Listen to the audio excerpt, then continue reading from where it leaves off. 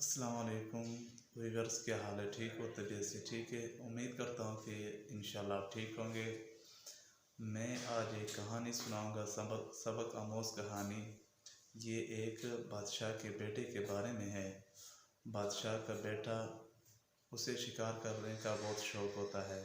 एक दिन वो शिकार खेलने के लिए अपने ग़ुलामों और नौकरों को साथ लेकर जंगल की तरफ चला जाता है। वो शिकार खेलते खेलते शाम हो जाती है उसके पर, यानी बहुत देर हो जाती है और इसे कोई शिकारी नहीं मिलता। बिल आखिर वो नाकाम, यानी कोई चीज़ हासिल किए बगैर घर की तरफ रवाना होना चाहता है।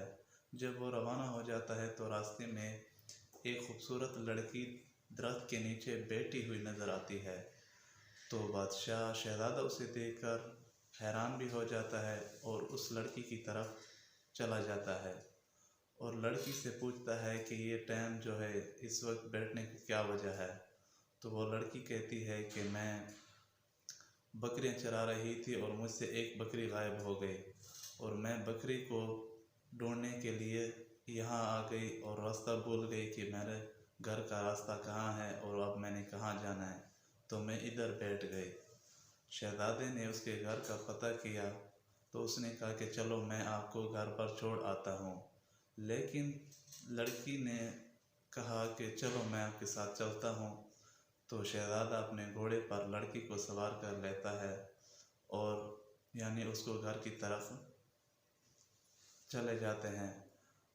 थोड़ा सा आगे जाकर एक खूबसूरत पुल नज़र आ जाता है। लड़की चाहती है कि मैं खूबसूरत पुल हासिल कर लूँ और लड़की उतरने की कोशिश करती है, लेकिन शहज़ादा कहता है कि टाइम बहुत नाजुक है और हमने अपनी मंज़िल की तरफ जाना है, इसलिए आप इन पुलों को छोड़ दें। लेकिन लड़की चाहती है कि मैं ये पुल दोबारा हासिल नहीं कर सकती, इसलिए मैं ये पुल तोड़ लूँगी। तो शहज़ादा थोड़े टाइम के लिए यानी मुतमईन हो जाता है और लड़की को इजाज़त दे देता है। लड़की पहले पुल तोड़ने के बहाने नीचे घोड़े से उतर जाती है, फिर बाग की तरफ रवाना हो जाती है। शहज़ादे के पूछने पर वो बताती है कि मैं बाग से होकर आती हूँ। जब लड़की बाग की तरफ चली जाती है तो बहुत देर हो जाती है और शहज़ादा परेशान होकर उस लड़की को ढूंढने के लिए बाग की तरफ चला जाता है। जब वो लड़की के पीछे जाता है तो लड़की एक पहाड़ में एक गार में चली जाती है और अपना हुलिया बदल कर यानी वो बला हो जाती है। असल में वो बला होती है, किसी को फंसाने के चक्कर में वो एक खूबसूरत लड़की का हुलिया अपना लेता है। फिर आखिर शहज़ादा कान लगाकर उस लड़की की आवाज़ को सुनना चाहता है और वो लड़की जो अपना हुलिया बदल लेता है और यानी बला हो जाती है, तो अपने बच्चों को कहती है कि मैं आज आपको गोश्त खिलाऊंगी और आपको मज़े से गोश्त खा लेंगे। तो आखिरकार शहज़ादा सुन लेता है कि ये क्या माजरा है। जब शहज़ादा वापस अपनी जगह पर आ जाता है, थोड़ी देर में वो लड़की भी आ जाती है।